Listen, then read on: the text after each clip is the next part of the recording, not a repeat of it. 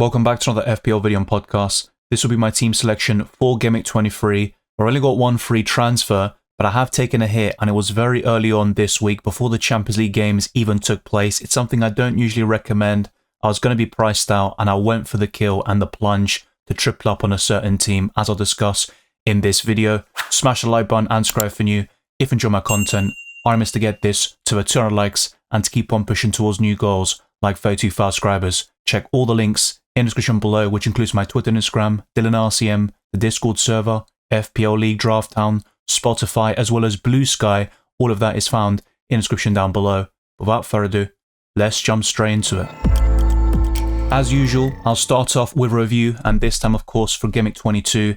I made a goalkeeper transfer and bought Sells for David Raya, and it just didn't pay off. Both of them conceded twice, and Sells was facing the worst team in the Premier League in Southampton. Nottingham Forest were 3-0 up, although a bit fortuitously you could say, as in the first half, Southampton caused some problems, but in the second, I think Nottingham Forest were slightly complacent, and Southampton scored 2 goals, and they were so close to equalising in the dying embers of that game. I still think Forest assets defensively are worth including. That includes Aina, Milenkovic and Nico Williams, and Sells remains one of the best goalkeepers, but that transfer just hasn't filled me with confidence after that immediate return. Only 1 point, and the likes of Pickford, of course, have a double in Gameweek 24, so maybe I should have held off a little while and just bought Jordan Pickford in Gameweek 24, and also one of the principal reasons for me even making the transfer in the first place was to fund a midfield upgrade, which also didn't go according to plan. In terms of my defenders though, only one of them delivered, and that was Robinson with 8 points, getting 2 bonus and a clean sheet, but the likes of Gabriel and Veltman, very disappointing stuff, and not really too surprising in the grand scheme of things. Veltman came off my bench for Levi Colwill, who missed out entirely against Wolves on Monday night, so in the end it's nothing too surprising there. And Arsenal defensively haven't been able to keep the clean sheets in the Premier League, but in midweek they kept another one in the Champions League, with no goals conceded from open play in that competition. But as for my midfielders, it was actually terrible in the grand scheme of things. Every single one of them blanked, but I think this is the ideal midfield setup in the long term. Anthony Gordon, one of my transfers in, and it was Ismaila Sarr making way.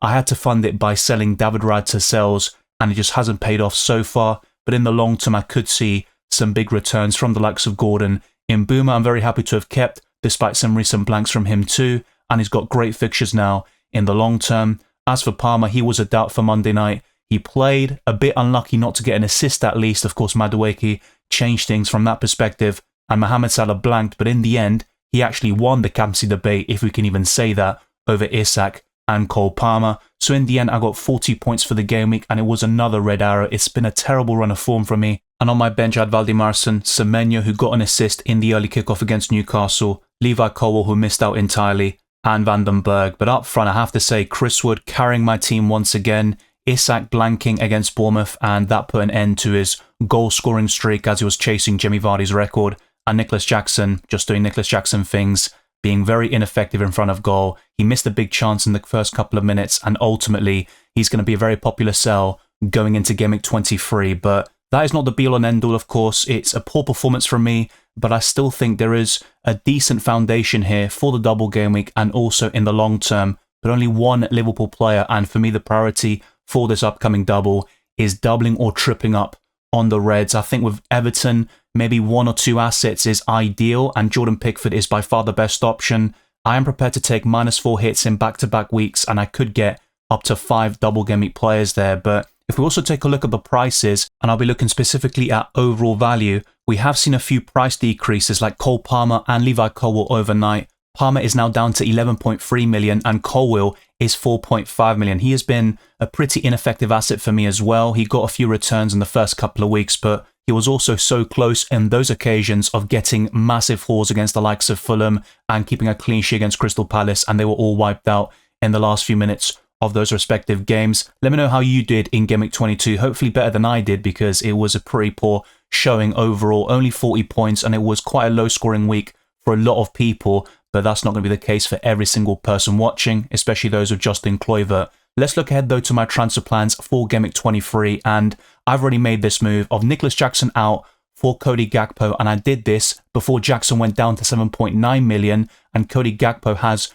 gone up in the last couple of days. So I have been able to navigate this, build a bit of team value, you could say, but also if I didn't make this move early, I would have been priced out because I also wanted to make a defender transfer, and ultimately, for me, there is a certain asset for Double Gameweek 24 who is only behind Salah when you kind of rank the best Double Gameweek 24 players, and that's going to be Trent Alexander-Arnold. But unfortunately, it does mean selling Gabriel, who is still a solid option, by the way. There was a little injury scare against Dynamo Zagreb in the Champions League, and there are some good reports for Arsenal right now. Skelly and Saliba are in contention to play against Wolves this weekend, and ultimately, I could regret selling Gabriel this week, especially for a -4 hit, but it was really for that double gameweek asset in Trent Alexander-Arnold, chasing Liverpool's appealing fixture against Ipswich Town, who just shipped in 6 goals against Manchester City, and also having those double gameweek assets with good fixtures in the long term. There is that Wolves game shortly afterwards in Gameweek 25, then it's Man City away, but they showed their defensive vulnerabilities yet again against Paris Saint-Germain after being 2-0 up and then losing 4-2, whilst Liverpool got another Champions League victory against Lille, a 2-1 win, and they are top of that table as well as the Premier League. So with these transfers for a -4 hit, this is how my team would line up for Gameweek 23, and unfortunately in goal, it's not the most appealing fixture for Matt Sells because Bournemouth have been very impressive recently, and it was a 1-1 draw back in Gameweek 1 in this reverse fixture, but I still think Sells can offer some surprising clean sheets along the way, and if you are kind of ranking the best goalkeepers right now, I think Sells is still in the top 2, but you could argue Raya has better clean sheet potential over the next couple of weeks, and if you do have Raya this week, I would not be selling him to Pickford or Sells. If you want to buy Jordan Pickford, do it in Gameweek 24, but not when Arsenal face Wolves away and they could potentially have Saliba and Skelly back. There's no guarantee about those players returning from injury. The same goes for Calafiori, who made the bench against Dynamo Zagreb, but slowly but surely, some Arsenal players should return to that lineup and make them even more solid defensively. And as for Forest, they can go to Bournemouth or any team coming up like Fulham or Brighton and keep a surprising clean sheet. As for my backline, I'm not entirely convinced about it, but Trent does make it look more appealing, at least on paper, with the attacking potential. But Gabriel is also one of the best in terms of scoring goals amongst any defender across Europe. So in an ideal world, I'd have Gabriel and Trent Alexander-Arnold, but I think by buying Gordon, I've made that more difficult, and my recent transfers since December just haven't helped matters whatsoever. But Veltman facing Everton at home, there's a decent chance of a clean sheet there for the Seagulls, who have been in good form recently, and they capitalised on that against Manchester United, getting a 3-1 victory last weekend. And Robertson is now facing the Red Devils, and Fulham have been very impressive this season. Robertson has 9 assists and plenty of bonus points to boot, so I'm very happy with him as an FPL asset. The same goes for my midfield, despite their recent struggles, and they were very disappointing in Gameweek 22. But Salah is definitely a captaincy option against Ipswich Town. The big debate will be him versus Isak this week, which I'll delve into very soon. Cole Palmer will not be considered for me for the captaincy, but Man City are there for the taking from a defensive perspective. They're always going to leak chances, and Chelsea look better on Monday night against Wolves, and Palmer, whilst not being at his absolute best, was still putting in a decent performance and was fairly unfortunate not to get any goal contributions. In Boomers facing Crystal Palace, who have been in form, but more so on their travels, with 7 consecutive away games without a Premier League defeat, but that's not really the case at Selhurst Park. They lost to Arsenal 5-1 fairly recently, and as for Brentford, they also don't travel very well actually, so it's kind of the opposite. Palace are better away from home, and Brentford are stronger in home matches. And as for Anthony Gordon, he is still a very good FPL asset, facing Southampton away next, and that's one of the main reasons why I bought him. So if he blanks in this one, I'm afraid to say it would be another transfer that hasn't worked out for me. You can add it to an extensive list, especially since December. I think before that, I was fairly decent with my moves, but the last couple just really haven't worked out, and it's time to get back on track and build some momentum. But I'm very happy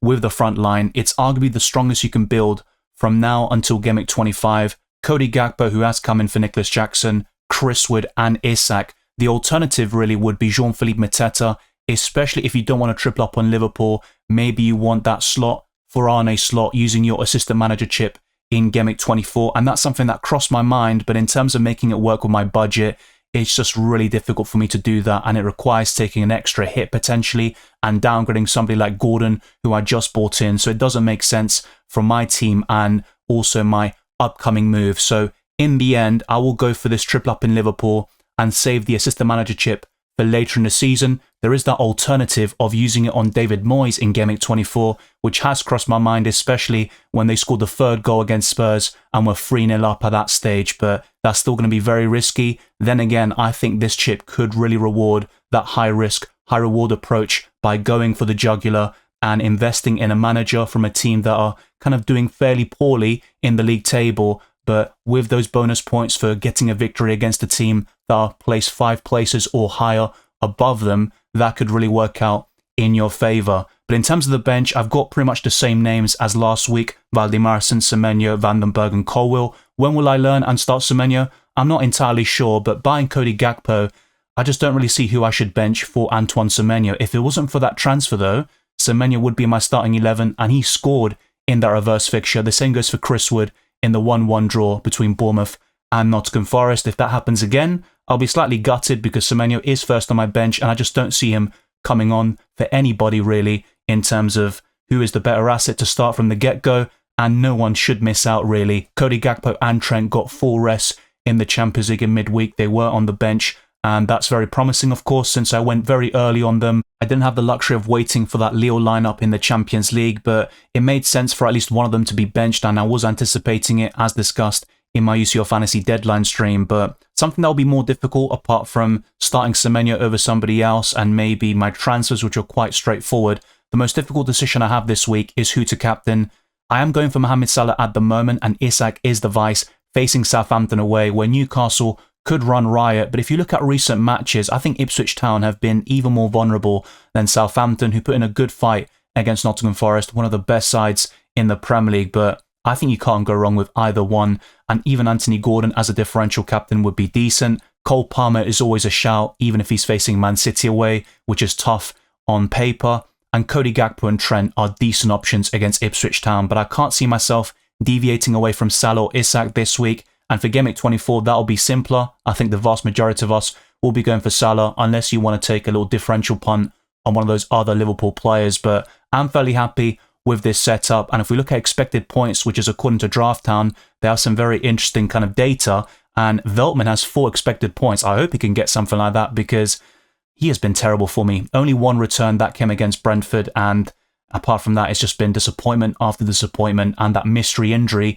which made him a terrible transfer in the first place. But that is what Drafthound are recommending. They also have Salah as the captain and Isak as the vice. But I have to say, the expected points are very generous from them. Let's see if that's the case for Gameweek 23, and if we get a high score and a green arrow this week.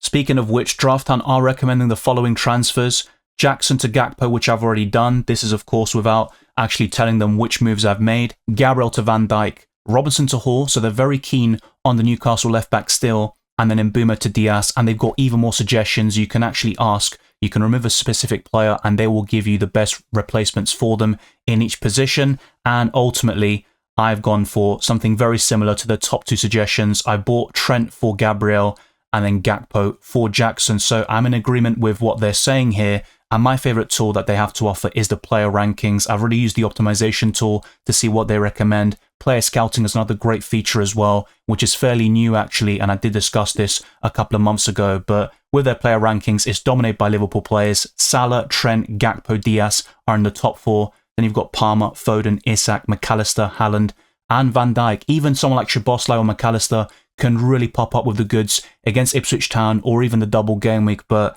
I think the best triple up would be Salah, Trent, and then one of Gakpo or Van Dijk. And the alternative, of course, is using that assistant manager chip on Arne Slot, which looks very solid actually. It's the first time you can actually use that booster in Gameweek 24, and it seems like it's perfect timing with Liverpool doubling against Everton. But check out Drafthound, there is a link in the description below, and there's another website that's very promising, fpl.team, where you can visualize your squad in future game weeks. It probably doesn't make too much sense, but there is the possibility I buy Jordan Pickford in goal for Sells, who I just got in last week, and that would be for a -4 hit if I also want to buy Mikalenko. But I have to stress this, you don't need 2 or 3 Everton players. I think 1's enough, and the best option by far is Jordan Pickford, with 2 penalty saves this season against Gordon and Haaland, multiple saves and bonus points, the most of any goalkeeper, even more than Sells, and he's the second highest scoring goalkeeper overall. So I think Pickford is a great option there. Defensively, Tarkowski might be a nice differential, Ashley Young, but I think Mykolenko offers better value, and in my case, it's very easy for me to get to him and Pickford. I just wouldn't be able to do the same thing by buying a more expensive Everton defender. And as for the attackers, Ndai is very good to watch. I've highlighted him before. Very good performances, but in FPL terms, I wouldn't recommend him. I don't expect any consistency from all of their attackers, but maybe under David Moyes that changes slightly, and the likes of Calvert-Lewin, dare I say, and Ndai could be decent options for the double, but that's really for their fixture against Leicester City at home, which looks very promising. They also face Liverpool, and despite them getting a 2-0 win last time out at Goodison Park, you never know what you're going to get from the Merseyside derby. But my defensive line could be in 24, Pickford in goal, Trent, Colwill and Mykolenko, and I might just start Robinson instead of Colwill to be fair. A back four of Palmer, Gordon, Salah and Mbeumo, with Salah as the captain, and then Gakpo, Chris Wood and Isak up front. The bench is fairly decent with Valdimarsson, Semenyo, Robinson at this moment in time, and Van den Berg. Let me know your thoughts down in the comment section below. Would you take a -4 hit for Gameweek 24 to buy Pickford and Mykolenko, or would you just stick with one free transfer and I could have sells against Brighton at home? Or maybe I just start Robinson and Colwill alongside Trent and make that goalkeeper move because Jordan Pickford is by far the best Everton asset. Thank you very much for watching this video and listening to this podcast. If you enjoyed it or found it useful, then be sure to smash the like button and subscribe for new. Our aim is to get this to a 200 likes and to keep on pushing towards new goals like 32,000 subscribers. Check all the links in the description below, like my Twitter and Instagram, DylanRCM. Follow me on those social media platforms. There's also my Discord server, the FPL League, Drafthound, Spotify, as well as Blue Sky. If you like the new graphics in this video, let me know down in the comment section below and show some support to the channel. I wish you all the best of luck for Gameweek 23 and the rest of the season, and I'll see you tomorrow for that deadline stream in FPL.